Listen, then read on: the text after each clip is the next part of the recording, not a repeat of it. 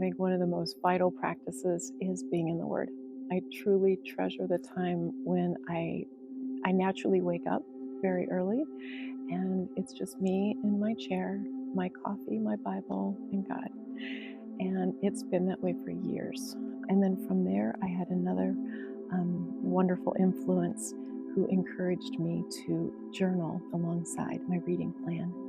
And that's where I fell in love with the Word and connected to the Word, and honestly connected to God, because it became more real when I wrote, and it was a natural progression to studying. So my love for the Word turned into love for study, whether that's a formal study, guided, or whether it's self-guided. I just love digging and just spending time in the Word. In fact, ironically, I don't think I could get through the Bible in a year anymore because it's slowed me down tremendously. I can spend so long on such a little piece of scripture.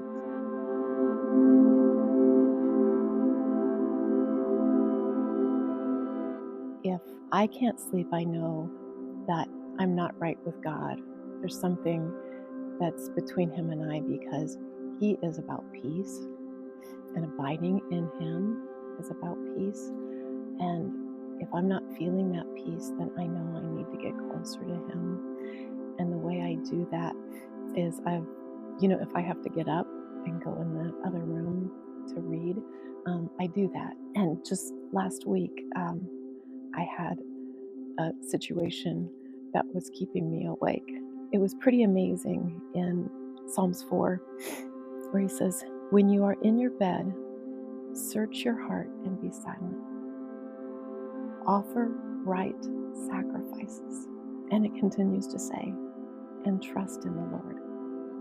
So making those, being silent, offering right sacrifices, as in getting our heart right, and then trusting in the Lord.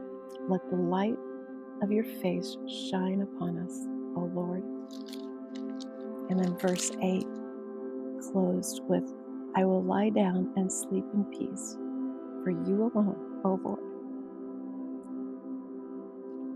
make me dwell in safety." How much more perfect could that be? It didn't even matter what the worry was about. It took that out of the equation.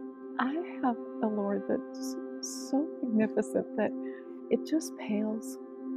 But He still loves me, and He still understands why I might be in a knot. But He helps me untie it so I can rest.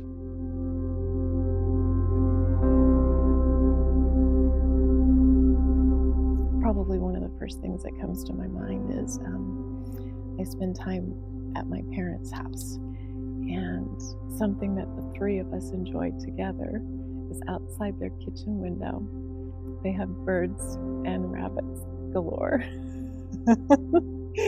And it's like He brings joy to them. And when He brings joy to them, He brings joy to me. And then I think of the small things, like the conversations I have with my daughter. I'm like, what a gift. What a gift that I get to share in her life.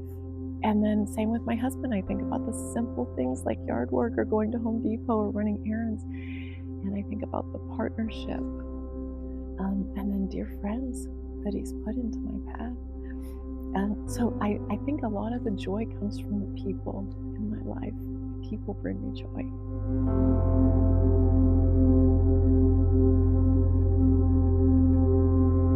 I used to have a time where I spent more time talking with God without a Bible or a journal on my lap. And I want to get back to that.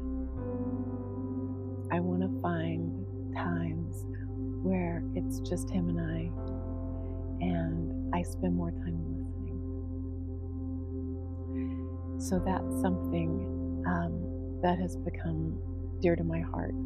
I can remember that for years now, it seems like one of the most common questions that I ask is, "What do you want me to do, God?" But the question has changed just slightly. What do you want to tell me, Lord? But I think it steps from striving and doing to relationship and listening and resting in the Lord, because I have a tendency to do. And I think He's trying to tell me, take the time to be silent. Take the time to listen to the things I have to tell you. And I look forward to that. And I know that goes along with reading, because He speaks through the Word.